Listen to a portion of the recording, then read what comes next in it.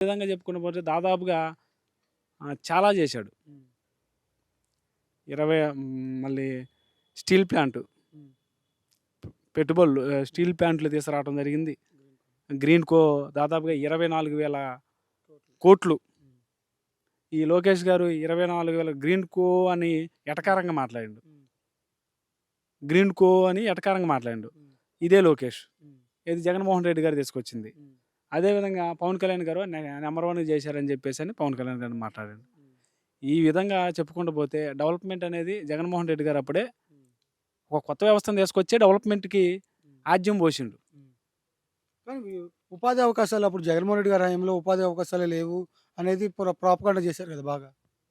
ఉపాధి అవకాశాలు లేకుండా ఎక్కడ పోయినాయన్న? హ్మ్. ఉపాధి అవకాశాలు ఉన్నాయే జగన్మోహన్ రెడ్డి గారి గవర్నమెంట్‌లో. హ్మ్. ఈళ్ళేదో పుకార్లు పెట్టారన్న. హ్మ్. విజనరీ, విజనరీ, విజనరీ అని చెప్పేసి పుకార్లు లేపారు. హ్మ్.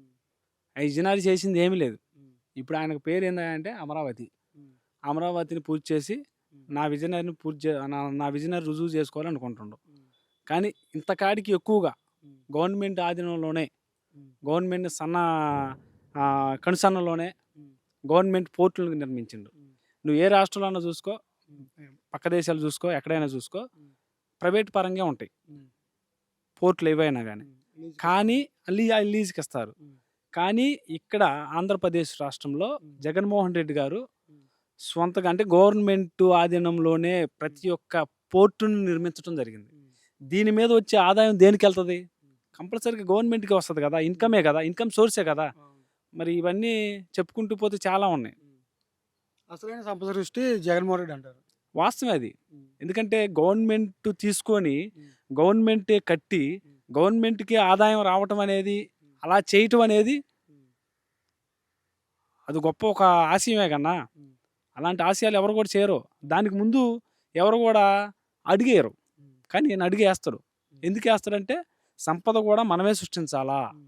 మన చేతిలోనే సంపద ఉంది. హ్మ్.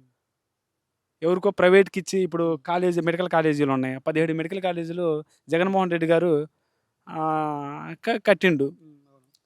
శంకుస్థాపన చేసిండు. ఒక 10, 12 పూర్తయినియి. హ్మ్. ఒక 5, 6 పూర్తి కాలేదు. హ్మ్. దాన్ని పూర్తి చేయమని చెప్పేసని మరి హ్మ్. పూర్తి చేయాల్సిన బాధ్యత ఈ గవర్నమెంట్‌దే కదా! అవును. కూటమి ప్రభుత్వందే కదా! అవును. మరి ఇవి పూర్తి చేయకుండా నువ్వు ప్రైవేటోళ్ళకి ఇస్తానంటే హ్మ్.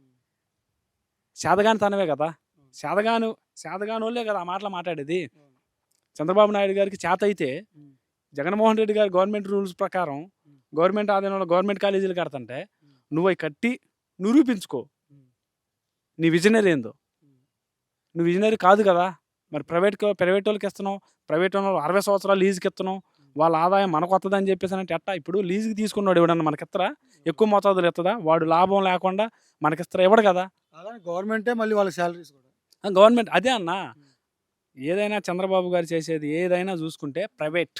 హ్మ్. ప్రతిదీ ప్రైవేట్. హ్మ్. గతంలో ప్రైవేట్ స్కూల్లు. హ్మ్. గవర్నమెంట్ స్కూల్‌లో ఉండాల్సింది పోయి హ్మ్. ప్రైవేట్ స్కూల్ తెచ్చిండు. ఇయాల నారాయణ, చైతన్య హ్మ్. ఇలాంటి ప్రైవేట్. హ్మ్. అంతా ప్రైవేట్. ఒక్కటి కూడా గవర్నమెంట్ ఆధీనంలో ఉంచే పని లేదు. హ్మ్. జగన్మోహన్ రెడ్డి గారు వచ్చిన తర్వాతే హ్మ్. ప్రతి గ్రామంలో కూడా హ్మ్. నాడు నేడు కింద హ్మ్. ప్రతి గ్రామాన్ని కూడా డెవలప్‌మెంట్ చేసి హ్మ్. ప్రతి గ్రామాన్ని డెవలప్‌మెంట్ చేయటం కాకుండా హ్మ్. గ్రామంలో ఉన్నటువంటి పిల్లలు ఏదైతే హ్మ్. చదువుకునే ఒకటో తరగతి నుంచి ఐదో తరగతి వరకు, అవును. ఐదో తరగతి నుంచి 10వ తరగతి వరకు చదువుకునే ప్రతి స్కూల్‌ను కూడా హ్మ్. నాడు నేడు కింద బ్రహ్మాండంగా హ్మ్. ఆధునీకరణ చేసిండు. హ్మ్. మా నియోజకవర్గంలో దాదాపుగా 79 గ్రామాలుంటే హ్మ్. 22,00,00,000 పెట్టి హ్మ్.